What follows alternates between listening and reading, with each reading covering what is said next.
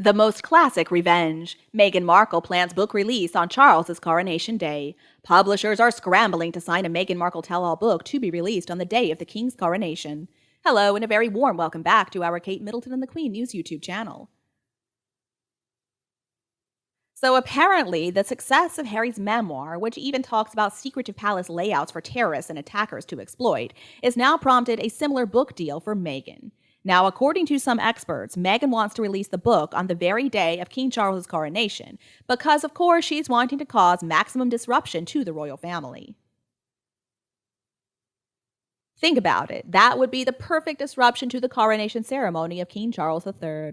Just like Harry's book, there will be controlled leaks of details a few days before the official release to whet the appetite of the public. The leaks always create a feeding frenzy with the press. This is coming from one PR expert who revealed this information on Saturday. And already, apparently, publishers are clamoring to work with Meghan, who is rumored to already have her manuscript ready. The coronation of King Charles is going to happen on the 6th of May, 2023. Planning has already started, and apparently millions of pounds are going to be spent on that day on security alone. So if Meghan decides to release her tell-all on the day of or just before the day of, it's going to cause a lot of disruption for the royal family. And Meghan views taking down the monarchy as her own personal challenge. She does appreciate a challenge, and I guess destroying the reputation of the British monarchy is simply one of them. The thing about it is, narcissists do not always target the weak and vulnerable. Sometimes they also go after strong-willed and talented people. And that's because they do like a challenge, and they're going to find more entertainment in destroying somebody who actually is impressive. Now for Meghan, stringing along Harry is not much of a challenge. I mean, come on, he's an imbecile. And that's why now she's wanting to take down the whole monarchy. She is a megalomaniac, and so she's got this fantasy that she can destroy the reputation of a 1,500-year-old institution. Now, Meghan isn't challenged by messing with Harry. Harry was easy prey, so she's going to go after something bigger. In fact, it was all pretty easy for her. Harry's like a puppy. He just follows everything she says, and when she says jump, he says how high, just because he cannot deal with such a conniving, manipulative person like Meghan. She really has shoehorned herself into the role of his long-deceased mother, and he fell for it. Narcissists do not have any real feelings for their victims. They're a lot like psychopaths. They don't have any conscience when it comes to their behavior. The fake smiling, the hypocrisy, the virtue signaling, it's all part of the same character flaws. And Meghan can smell weakness from a mile away, and she can also smell money-making opportunities from a mile away. And the sad thing is, King Charles does not demonstrate that he has much more strength than his lost son Harry does. Allegedly, he's a very gentle man who sometimes even talks to his plants, and he just loves sitting in front of the fire in Highgrove and reading his books. Meghan is a psychopathic narcissist, though, and she truly believes that she's been overshadowed by the Brits because they saw right through her little facade, and so she wants to get revenge. And revenge for her means nothing less than destroying the royal family, so I guess she wants to add that to her little tally. I mean, she's already destroyed her own family, she destroyed her poor father, and she has destroyed so many men who she stepped all over just to get more power for herself. So at this point, we've got to hope that Charles can find some inner strength and figure out how to deal with this woman once and for all. She is using his own son against him. The cold, calculating machine that is Meghan is never going to stop until she accomplishes her mission. She's going to keep on attacking relentlessly, and she will never show any form of remorse. Supposedly, Meghan Markle hates the media, but she has no problem using it for her own ends. In the end, though, for Meghan, her destructive behavior is all about power. She also views the royal family as a target because whatever occurs, it seems like they will always stick together as a family.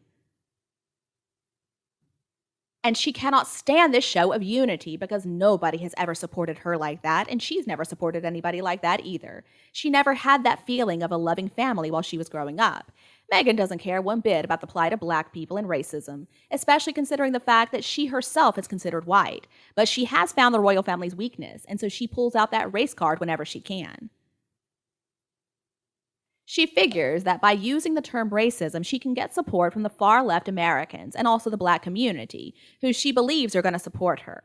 But she is just playing them like a bunch of pawns. Now the castle walls and the gates are being attacked by this person, and she's never going to stop until somebody steps in and stops her. In other news, Scooby-Doo is mocking Princess Catherine. He wrote that he admires Princess Kate's commitment to her early years' work, but to have a real impact in this sector needs more than just awareness. Scooby-Doo obviously just works for Harry and Meghan. He's their spokesperson, and he is not a royal reporter in the least. So whenever Meghan tells him to, he's gonna do whatever he can to mess with Catherine, because Meghan is so incredibly jealous of her. Meghan wants what Catherine has. She wanted Prince William to want her, because being a queen consort sounded like a lovely job to her. Meghan wishes that she looked elegant and polished like Catherine does, but Meghan is used to wearing a California style. She always looks so disheveled. I mean, I guess she's going for sexy, but she never succeeds. Scooby-Doo is trying to make the squatties and the naive Americans believe that Princess Catherine is basically just showing up at events, making a speech, and then going home to enjoy having a spa day. That is the implication in this. He's already tried to say that William and Catherine's visit to a food pantry was just a photo op. Now, Scooby-Doo is also accusing Prince William and Princess Catherine of doing things that Harry and Meghan have already done. We already know, though, Meghan and Harry are work shy. They do not appreciate a hard day's work in the least. They'll discuss themselves all day long, that's pretty easy for them, but actually work for other people? Oh, no thank you. Princess Catherine is doing so much hard work behind the scenes. She's doing so much to support research, and she wants to make the Young Years Initiative work for the UK. Now, she has an excellent work ethic, and most of what she does is behind the scenes. She doesn't care so much for attention. There's a lot that goes into understanding what's happening with young kids in her country, and how many children are falling through the cracks and why. Catherine is trying to stop this from happening to anybody else, and I admire her so much for that. It really is pathetic how Meghan has put Scooby-Doo up to lying about Catherine yet again. He is her mouthpiece, and we know she loves to tell lies. She just stews in her jealousy all the time, and she spews out hatred. Meghan cannot stand Catherine because she will never be Catherine, and as a result, she goes after her.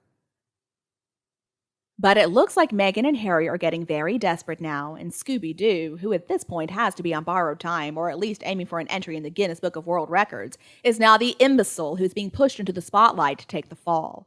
William was well aware of Meghan's dirty past, and so he made sure that she would never be in a position to compromise him. But I don't think William would ever want to have anything to do with Meghan anyway. I mean, look at what he's got at home.